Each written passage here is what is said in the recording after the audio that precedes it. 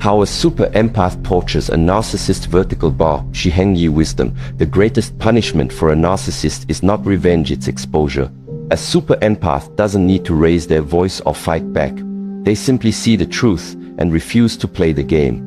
The narcissist feeds on control, chaos, attention, but the empath starves them with silence, with presence, with emotional clarity. You don't torture the narcissist by attacking them. You do it by healing yourself. Because nothing unsettles a manipulator more than someone they can no longer manipulate. Stay until the end. The final lesson is where the real power begins. The narcissist's only weapon is your reaction. The narcissist does not dominate by strength. They dominate through distortion. They don't need to shout, control your schedule, or make visible demands to manipulate you. All they need is one thing: your reaction. That's their access point. That's the door. They bait you with subtle jabs, backhanded compliments, guilt-laced questions, and emotional sabotage. They plant seeds of confusion, not to destroy you outright, but to make you do the job yourself. The narcissist survives by getting inside your nervous system, by rewriting the way you interpret reality. And the moment you start reacting, explaining, justifying, defending, you're no longer standing in your truth. You've stepped into their frame. And once you enter that frame, everything becomes fog. You don't know what's real anymore. You don't know who you are around them. You just know you're drained, uncertain, walking on eggshells, slowly dissolving. This is the brilliance of their strategy. It's covert. They don't use weapons. They use you. They use your empathy, your kindness, your clarity, your need for peace. They know you're the one who reflects, apologizes, and tries to make things right. And so they turn that against you. They trap you not with rage, but with confusion. 1 minute you feel close. The next they're cold. 1 minute you're the love of their life. The next you're the villain in a story you don't understand. And you stay because you think you can fix it.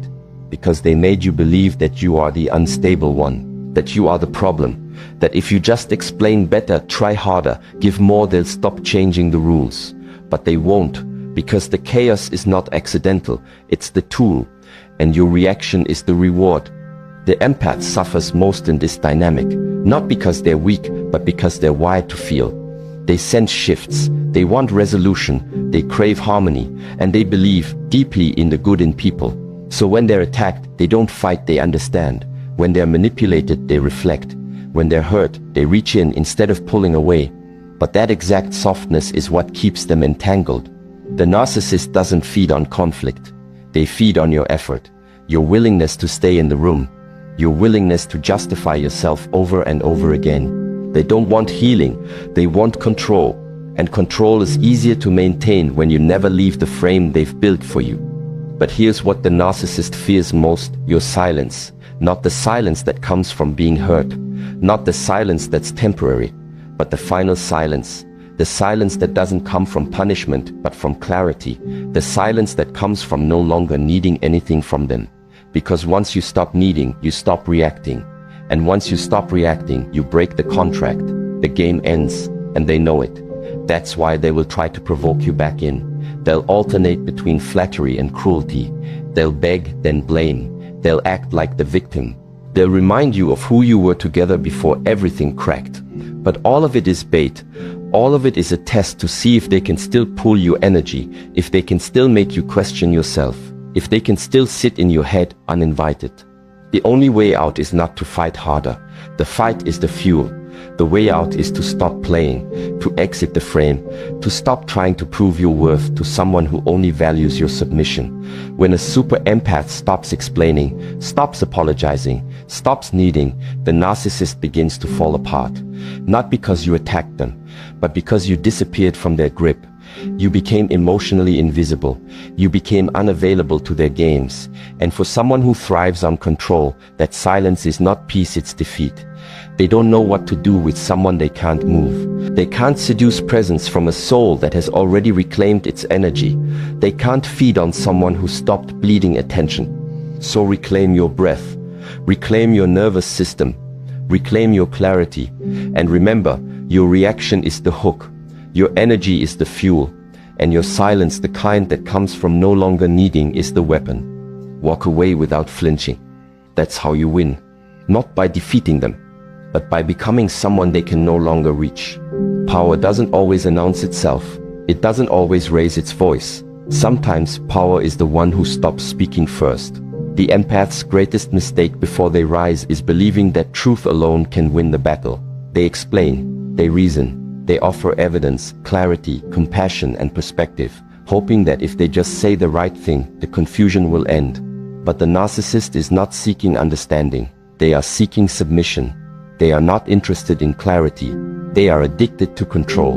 And the more the empath speaks, the more the narcissist tightens the rope, twisting words, weaponizing kindness, turning logic into loops that drain the spirit. This is not a conversation. It's a performance. One designed to keep the empath entangled long enough to forget where they started, to forget who they were before they began explaining themselves. But the super empath, once awakened, plays a different game. They stop explaining, not because they've given up, but because they've seen through. They understand that truth doesn't need to wrestle, that dignity doesn't beg, and that the one who needs to manipulate reality through distortion has already revealed their weakness.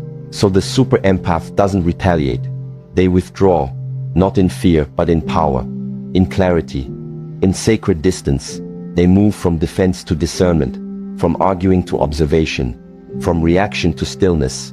And this stillness is not passive. It's not silence born of collapse. It's silence born of command. Because nothing destroys the narcissist faster than the absence of emotional fuel. They don't fear anger. They don't fear argument. They fear the void, the emptiness where their chaos used to echo back. They fear the mirror that shows them nothing but their own distortion, without anyone else to distract or devour. When the super empath goes quiet, something begins to shift. The narcissist feels it.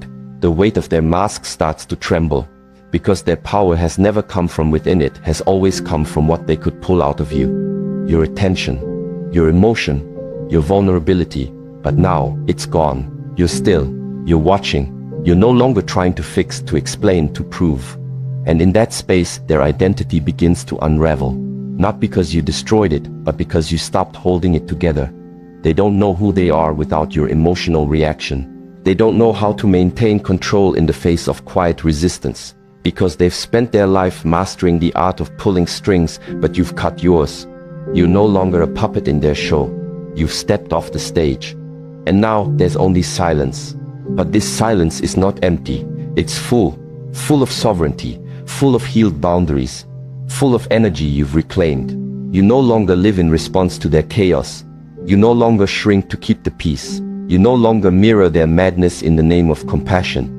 Because now you understand, not everyone is ready for your softness. Not everyone deserves your attention.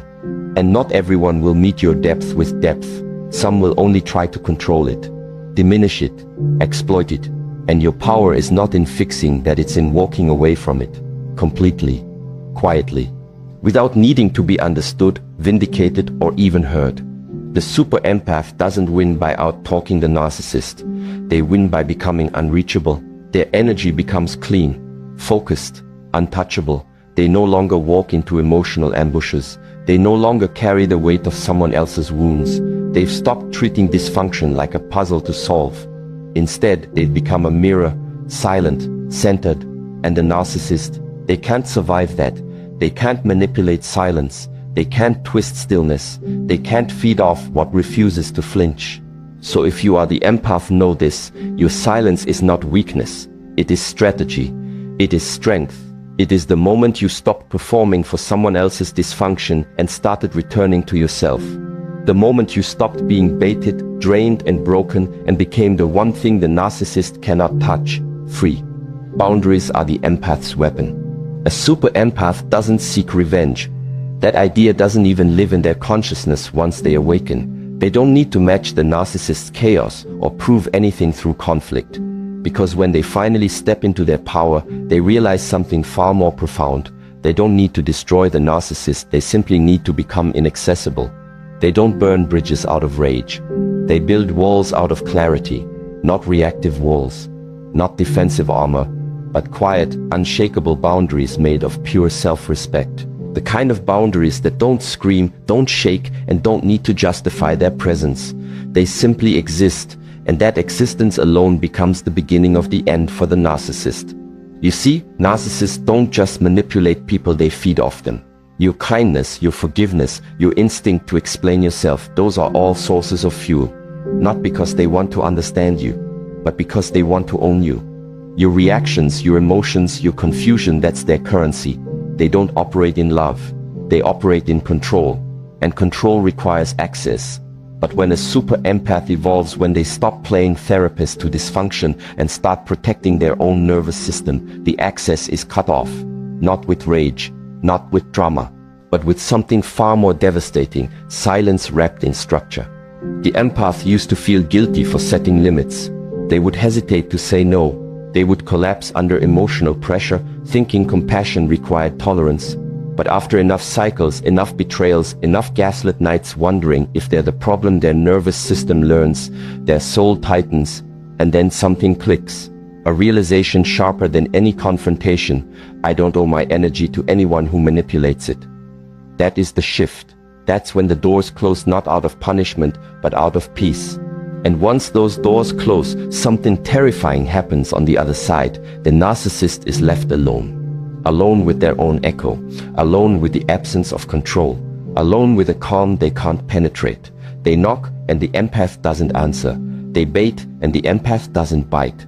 They provoke and the empath doesn't flinch. What they used to own, attention, emotional dominance, psychological space, is no longer available. And this silence isn't passive. It's not cold. It's sacred. It's earned. It's the sound of an empath reclaiming their timeline, their breath, their self-concept. And for the narcissist, that silence is not peace, it's starvation. Because here's the truth: narcissists don't know who they are without reflection. They don't have a stable identity of their own. They require mirrors, other people to project themselves onto. And when the empath stops reflecting, when they stop carrying the weight, when they stop adjusting themselves to avoid being misunderstood, the narcissist begins to unravel. Not because they were defeated in battle, but because the battlefield was abandoned. The game ended, the stage went dark, and there's nothing more painful for someone addicted to control than irrelevance. Boundaries are the empath's weapon. Not walls of fear, but walls of standard. Not silence of avoidance, but silence of alignment. The kind of silence that says, I see you, I understand you, and I no longer participate.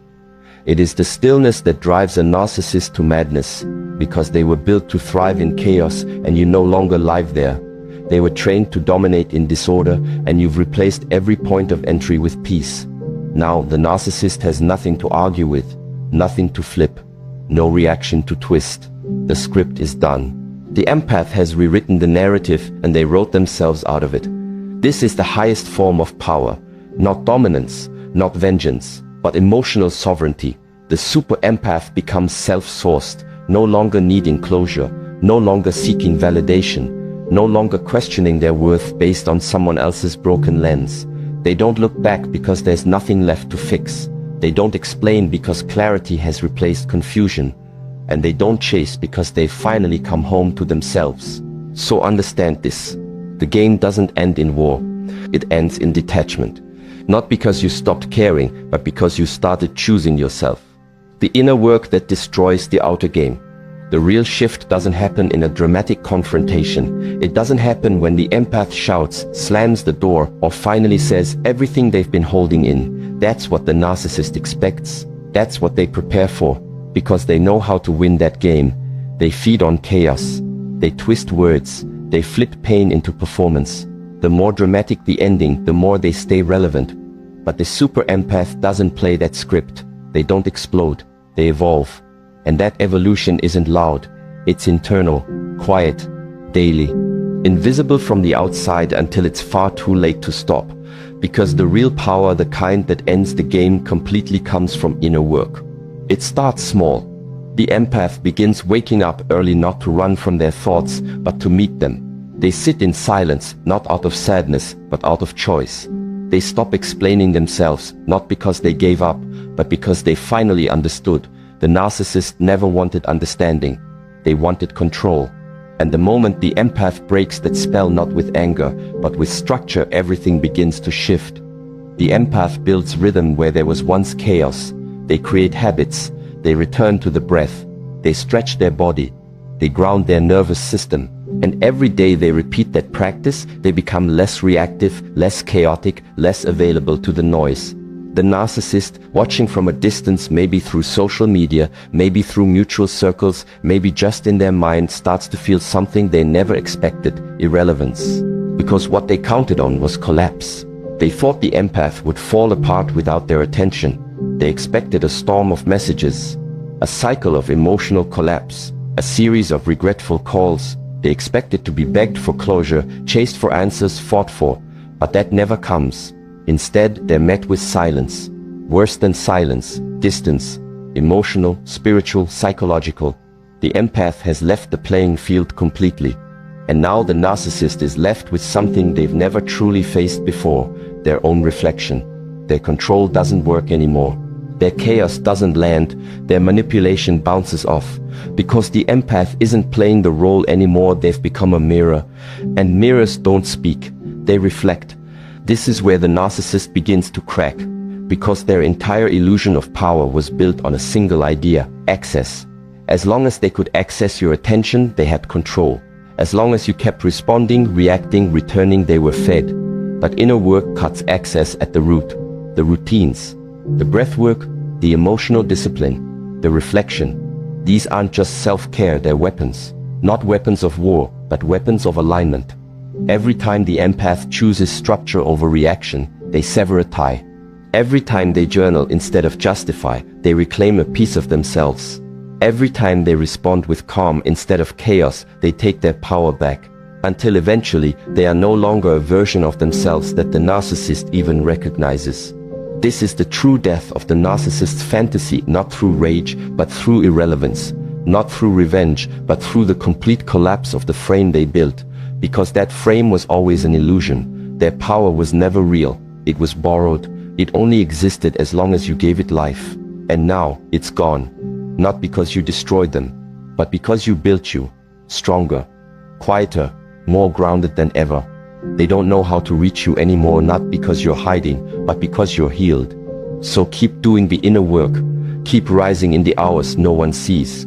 Keep breathing when the old triggers try to pull you back. Keep creating rhythm when emotion wants to create noise. Because every time you do, you rewrite the story not just of your relationship, but of your identity. You go from empath to alchemist, from victim to mirror, from energy supply to sovereign force. That's what the narcissist cannot touch. Not your presence, not your progress, not your peace. Because the outer game was never real. The inner work is. And now it's all that remains. Emotional starvation is the narcissist's collapse. The narcissist does not operate like most people. They don't draw energy from within.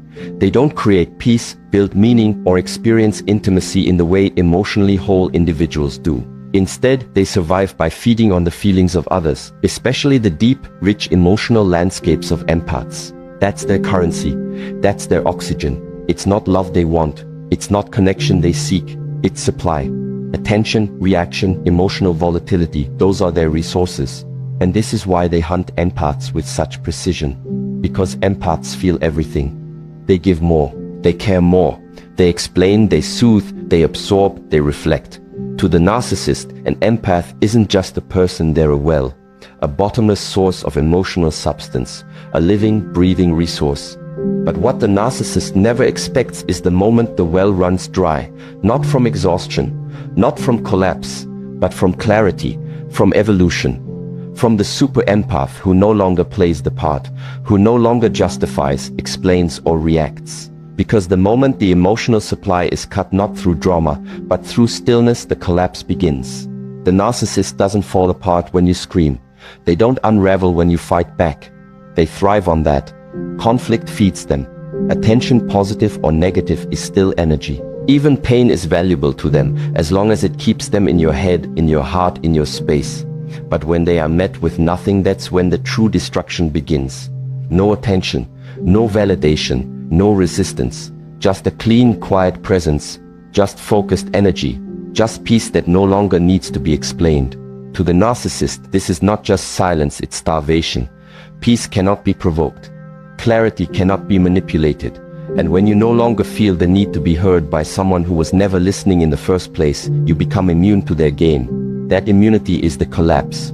Because their entire identity, the image they curate, the dominance they crave requires a stage. And now that stage is empty. The audience is gone. The story is over. You've walked off not in anger, but in truth. The narcissist doesn't spiral because you left. They spiral because you no longer look back. They can't manipulate what no longer engages. They can't dominate someone who no longer reacts. That absence becomes unbearable, not because they loved you, but because they lost control over you. Narcissists don't know what to do when they become irrelevant. And irrelevance to them is death. Not literal death, but ego death, identity death. Because they've spent their entire existence surviving on emotional oxygen provided by others. And now the valve is closed, the silence is firm, the peace is permanent, and the game is gone. This is what emotional starvation really looks like. Not loud, not explosive, but still, quiet, unshakable. The empath doesn't disappear in rage. They rise in discipline. They breathe. They move forward. They stop giving second chances to someone who only saw them as a resource. And in doing so, they stop being a mirror for the narcissist's projected image. They become a mirror to themselves instead. And that mirror shows strength, not softness. It shows peace, not performance. And that peace doesn't just heal the empath, it destroys the narcissist. Because nothing breaks someone addicted to control more than not being needed, not being missed, not being relevant. That's what burns the deepest. Not being fought but being forgotten, not being confronted but being ignored. Because in the narcissist's world, silence isn't golden, it's fatal. It means the story has ended. Their name is no longer written in your mind. Their voice no longer echoes in your chest. Their grip is broken not by force, but by detachment. So let the silence hold. Let your peace speak. Don't chase, don't explain, don't return. Just be rooted, clear, calm. That is what breaks them, not noise, but your refusal to supply it. Because when you take your energy back, you take their power with it. And that is how you end the cycle, not with noise, but with nothing. A super empath tortures a narcissist not by breaking them, but by refusing to break for them.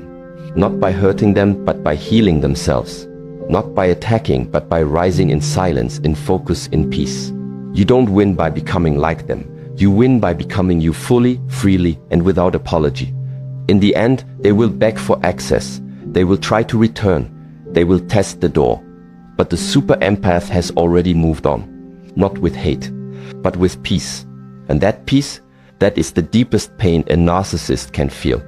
Because it's the one thing they can never fake and the one thing they will never have.